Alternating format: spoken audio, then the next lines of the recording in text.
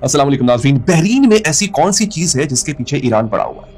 America आखिर Bahrain को क्यों बचाना चाहता है? बहरीन में ईरान का फोकस इतना ज्यादा क्यों है? ताबड़तोड़ हमले बहरीन पर हो क्यों रहे हैं? दोस्तों, न्यूयॉर्क टाइम्स ने एनालाइज किया, उसने एक रिपोर्ट दिया अभी सीरियसली कि extensively destruction to buildings inside the US fifth fleet headquarters in Bahrain. Bahrain में जो अमेरिका का फिफ्थ फ्लीट हेडक्वार्टर है, वहां पर सबसे ज्यादा तबाही हुई है। मुतादिद बिल्डिंग्स कंप्लीटली डिस्ट्रॉय हो गई है। ये फिफ्थ फ्लीट हेडक्वार्टर है क्या? आखिर ईरान की नजर इस पर दोस्तों क्यों है? और फिफ्थ फ्लीट हेडक्वार्टर इस जंग का नक्शा बदल सकता है। हुआ यह है कि दो बड़े रेड डोम्स तबाह किए गए हैं, सैटेलाइट टर्मिनल्स तबाह हो चुके हैं, वेयर हाउस का आधा हिस्सा खत्म हो चुका हुआ है। और ये सिर्फ और सिर्फ, आप जान के हैरान होंगे, सिर्फ और सिर्फ शाहिद 136 जो ड्रोन है ईरान का, उसका कारनामा। एक ड्रोन की कीमत 20,000 है, सिर्फ डॉलर्स। सवाल यहां पर यह है कि ईरान फिफ्थ फ्लीट पर इतना फोकस्ड क्यों? ये सिर्फ एक फ्लीट नहीं है, ये अमेरिका की मशरिक वस्ता में 75% पावर का सिंबल है। अब इसको समझने के लिए आपको अगले चंद मिनट मेरे साथ रहना होगा। अब सबसे पहले समझिए कि फिफ्थ फ्लीट एग्जैक्टली है क्या। अच्छा, ये सिर्फ शिप्स नहीं है, जहाज नहीं है, ये कॉम्प्रिहेंसिव एडमिनिस्ट्रेटिव इंतजामी सेंटर है। वॉरफेयर, जंगी हिकमत अमली, इंटेलिजेंस, पायरेसी, पॉलिटिक्स, डिप्लोमेसी, सब कुछ यहां से कंट्रोल होता है। मिडिल ईस्ट सब सारा यहां से कंट्रोल होता है। इसका कवरेज एरिया पता कितना है? 6.5 million square kilometres, 65 lakh square kilometres की बात कर रहा हूं। और ये क्या क्या कवर करता है मैं आपको बताता हूं। पूरा पर्शियन गल्फ, खलीज फारस, Red Sea, Gulf of Oman, खलीज ओमान, अरेबियन सी, बहरा अरब, कई हिस्से इंडियन ओशन के, बहरे हिंद के, और 21 ममालिक। ये इतना बड़ा है फिफ्थ फ्लीट, यानी 3 स्ट्रेटेजिक चोक पॉइंट्स वो भी यहां पे गिरते हैं आके। समझिए, बहरे हुर्मज, स्विस कनाल, बाबल मंदाब, बहरे बाबल मंदाब, वो भी यहीं से कंट्रोल होती है। इन 3 जगहों से दुनिया की 90% की ऑयल की ट्रेड गुजरती है। अमेरिका का इन पर कंट्रोल उनकी एनर्जी सप्लाई चेन गारंटी करता है। उन मुल्कों की एनर्जी सप्लाई चेन टूटेगी नहीं, ये अमेरिका गारंटी करता है।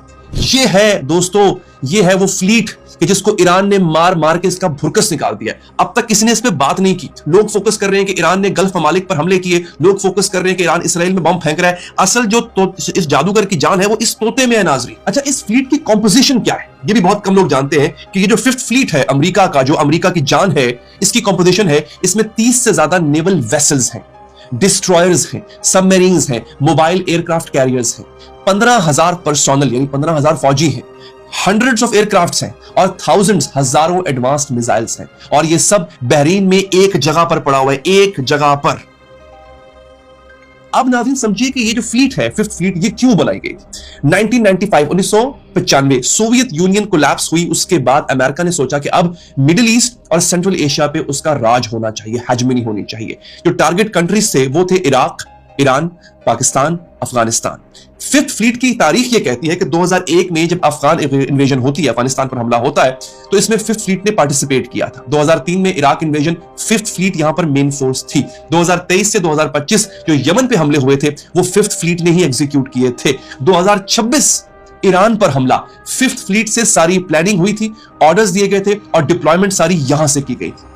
ये फ्लीट अमेरिका की बैकबोन है मिडिल ईस्ट में। हर जंग यहीं से शुरू होती है। और ईरान अगर बहरीन पर आज ताबड़तोड़, या यूं कह ले कि बहरीन में फिफ्थ फ्लीट पर आज ताबड़तोड़ हमले कर रहा है, तो ये कोई छोटी बात नहीं है। अब समझिए कि ईरान क्यों आखिर फिफ्थ फ्लीट पर फोकस कर रहा है। इसके पीछे बड़ी सिंपल मैथ है। ईरान बहरीन के इस इलाके पर क्यों हमला कर रहा है?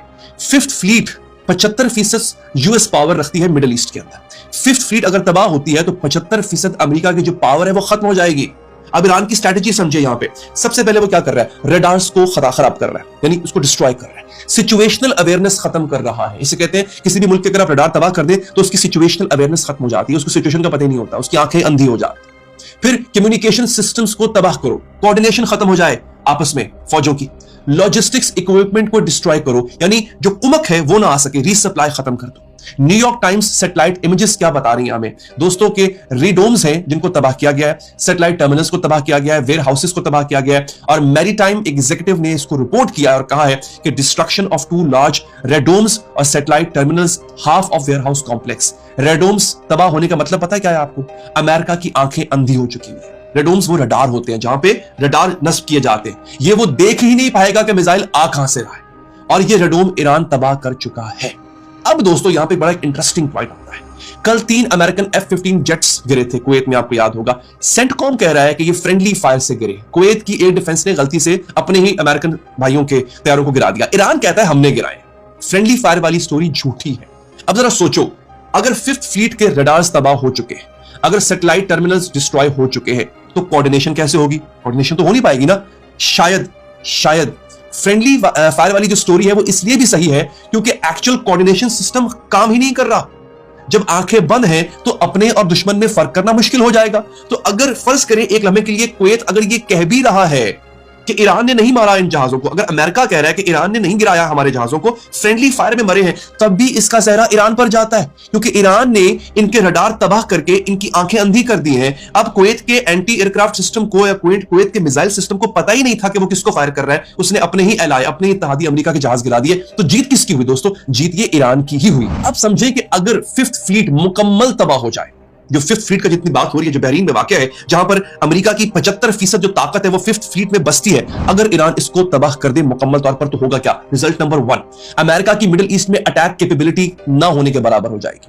प्लेन, मिसाइल्स, शिप्स सब यहां से कोऑर्डिनेट होते हैं। रिजल्ट नंबर 2, इंटेलिजेंस गैदरिंग खत्म हो जाएगी अमेरिका की। 21 कंट्री का जो डाटा है ना, 21 ममालिक का डाटा, वो यहां 5th फ्लीट जो बहरीन में वाक़या है, अमेरिका की नेवल बेस यहां पे कलेक्ट होता है, वो खत्म हो जाएगा। Result number 3, diplomatic leverage gone. अरब जो हुक्मरान है उनके साथ जो कोऑर्डिनेशन है वो भी यहीं से होती है, खत्म हो जाएगी। नंबर 4 सबसे इंपॉर्टेंट है, ये इजराइल का डिफेंस इंतहाई कमजोर पड़ जाएगा। इजराइल का जो एयर डिफेंस है वो भी 5th फ्लीट के कोऑर्डिनेशन पर ही टका हुआ है दोस्तों। अगर बहरीन का ये नेवल बेस, जिसको ईरान ने पहले दिन से मारना शुरू किया है, और ये कंटिन्यू रहता है और वो तबाह हो जाता है, तो इजराइल का एयर डिफेंस सिस्टम ना होने के बराबर हो जाएगा। अगर ईरानियंस कंप्लीटली इसको डिस्ट्रॉय कर देते हैं तो न्यूयॉर्क टाइम्स के अल्फाज में unprecedented American military catastrophe since world war 2, यानी जंग अजीम जो दोयम थी उसके बाद से लेके अब तक ये अमेरिका की तारीख का सबसे बड़ा सानहा होगा। वर्ल्ड वॉर 2 के बाद अमेरिका का इतना बड़ा नुकसान नहीं हुआ दोस्तों, और अगर ये होता है तो ये तारीख में लिखा जाएगा। तो नाज़रीन, सिचुएशन क्या है? 5th फ्लीट सिर्फ जहाज नहीं है, ये अमेरिका का दिमाग है मिडिल ईस्ट में। ईरान ने रेडार्स डिस्ट्रॉय कर दिए हैं, सैटेलाइट टर्मिनल्स तबाह कर दिए हैं, वेयर हाउसेस जला दिए हैं, वो भी सिर्फ अपने $20,000 के छोटे से ड्रोन से। और उसको रोकने के लिए अमेरिका को $4 मिलियन के पेट्रियट मिसाइल भेजने पड़ते हैं उसको इंटरसेप्ट करने के लिए। और हाँ, बमबार्डमेंट अभी भी जारी है, बिना रुके, बिना मैनूवर किए इस वक्त भी ईरान बमबारी कर रहा है। ये फ्लीट अब एक बहुत ही वीक पॉइंट बन चुकी है। नाज़रीन, मिलते हैं अगले व्लॉग में, तब तक के लिए चैनल को सब्सक्राइब कीजिए, अपना ख्याल रखिए, अल्लाह के बाद।